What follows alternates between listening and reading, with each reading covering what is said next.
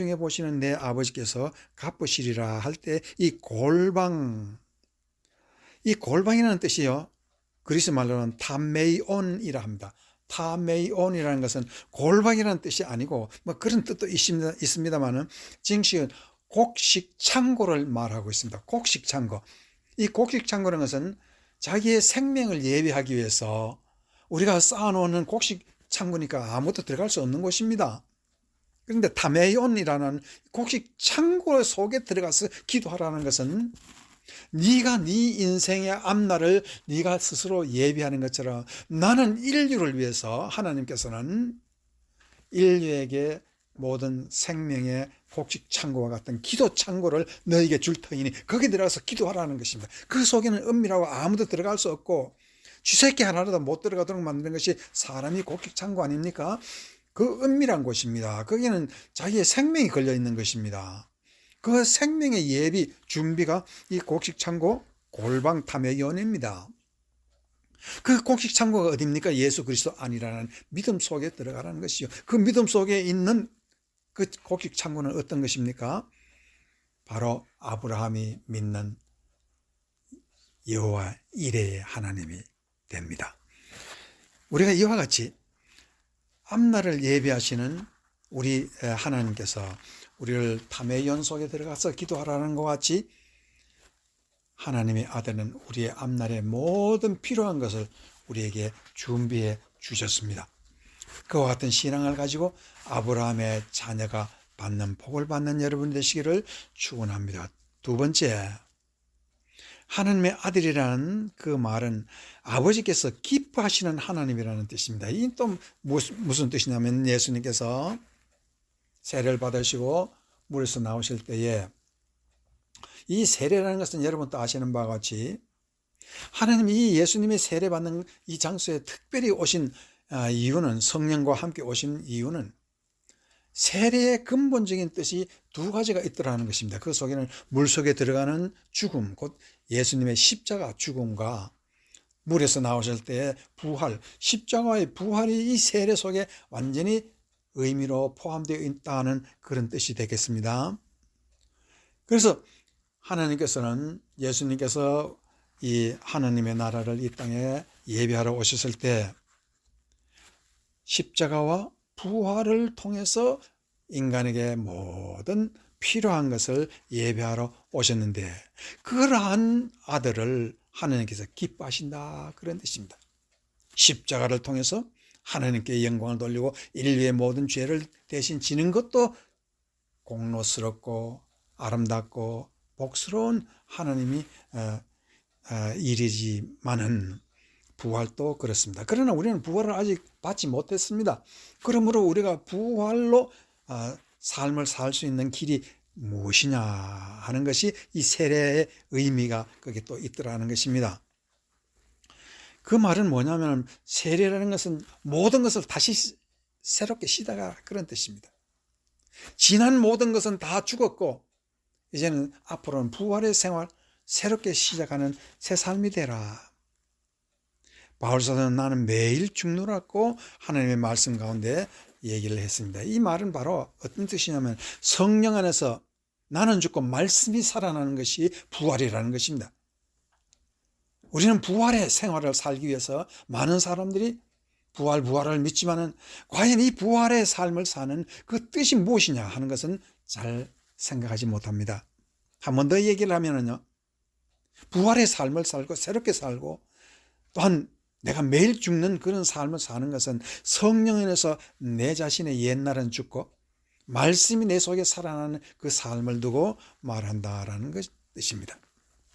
요한복음 3장 5, 6절에서는 예수께서 대답하시되 진실로 진실로 네게 이르노니 사람이 물과 성령으로 나지 아니하면 하나님의 나라에 들어갈 수 없느니라, 그렇게 말을 하고 있습니다. 거듭난다, 물과 성령으로 나지 아니하면, 거듭나지 않으면, 이 말에서 이 말씀의 뜻은 위에서 잉태되라 그런 뜻입니다. 위에서부터 잉태되라. 아노텐이라면 다시라는 뜻도 있지만 위라는 뜻도 있습니다. 위에서부터 내려오시는 성령으로 잉태되어서 다시 살아라, 새롭게 살아라.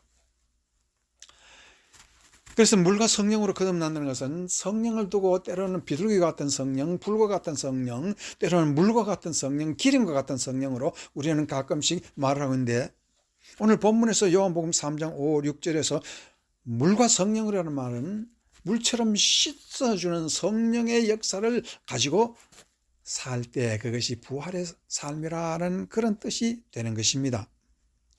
씻고 다시 살아라.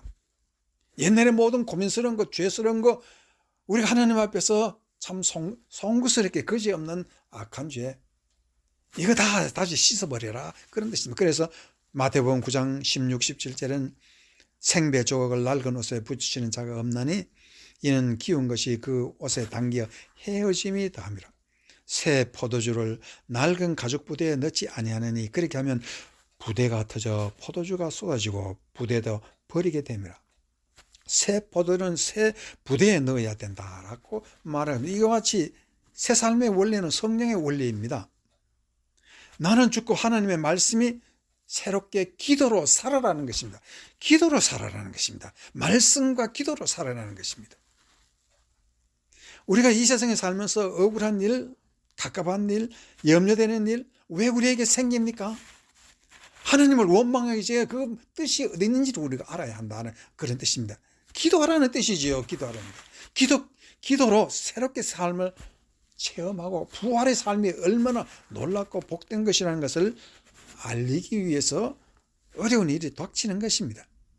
여러분이 다 아시는 바와 같이 사도행전 12장 3절에서 9절에 보면은요, 유대인들이 베드로가 잡혀서 무교절날 그 다음날 이제 옥에 갇혀서 죽게 되었습니다. 그래서 교회는 그를 위해서 간절히 기도했다고 그랬습니다. 그랬더니 헤롯이 잡아내고 하려는 그 전날 밤에 잡아내서 죽이려고 하는 것이죠. 전날 밤에 베드로가 두 군인 틈에서 쇠사슬에 매여 누워 자는데 파수꾼들이 문 밖에서 옥을 지키더니 홀연히 주의 사자 천사가 나타나 옥중에 광채가 나타나며 베드로의 옆구리를 쳐 깨워 이르되 급히 일어나라. 쇠사슬이 그 손에서 벗어지더라. 그래서 끌고 나가니까 생시인지 알지 못하고 환상을 보는 것 같더라 하였습니다. 왜 이와 같은 하나님께서 새로운 기도의 역사를 보여주십니까? 베드로가 지금 교회의 우두머리로서 12 제자들과 많은 성도들의 리더로서 그가 잡혀서 내일 죽게 됐는데 하나님께서는 그를 천사를 보내서 끄집어내었습니다. 하나님께서 원하시는 건 바로 그것입니다. 네 몸은 거기에 있을지라도 네 속에 있는 하나님의 말씀만은 내가 묶여두게 할 수 없다는 것입니다. 이 말씀은 바로 뭐냐면 예수님께서 부활하신 다음에 승천하시고 성령을 오순절에 내려주실 때에 12 제자들과 많은 성도들은 성령을 받았다는 것은 하나님의 말씀으로 거듭나고 하나님의 말씀이 그 속에서 살아나는 것이고, 옛날에 그들은 다 죽었습니다. 겁 많은 베드로 죽었습니다. 연약한 베드로 죽었습니다. 거짓말하고 예수님 배신하는 베드로 죽었습니다. 그러면 무엇이 살았습니까? 말씀이 살아있었습니다. 살아있는 말씀이 있는 베드로를 옥에 가두어 둘 수 없다 해서 성령님께서 친히 천사를 보내서 끄집어내는 것입니다. 그와 같이 말씀이 살아있을 때 우리가 그것이 바로 부활의 삶을 사는 것이고 예수님의 제자들이 사는 것이고 또한 나라가 살고 기독교가 사는 것입니다. 오순절에 베드로의 설교가 3,000명을 회개하는 것, 이것이 말씀 살아있다는 증거로서 교회가 이와 같은 반석 위에 세워진다는 것을 우리에게 보여주신 것입니다. 이와 같은 성령의 부활의 역사가 이 기독교의 능력입니다. 또한 우리는 알아야 합니다. 한 나라의 국력이라는 것은 물질에 있지 아니하고 기도에 있다는 것을 우리는 확실히 알아야 합니다. 백성들의 기도가 곧 국력입니다. 많은 사람들은 국력이라는 것은 다름 아니라 물질과 단 국민들의 체력과 그런 힘이라고 말하지만 실제는 이 경제를 움직이는 것은 보이지 않는 손이 움직인다는 것을 우리는 압니다. 그것이 바로 무엇입니까? 하나님 앞에서 그 아들의 이름으로 기도하는 나라는 그 국가가 살고 백성이 살고 우리의 앞날이 예비된 대로 복을 받는다라는 뜻이 되겠습니다. 이것이 하나님이 기뻐하시는 것입니다.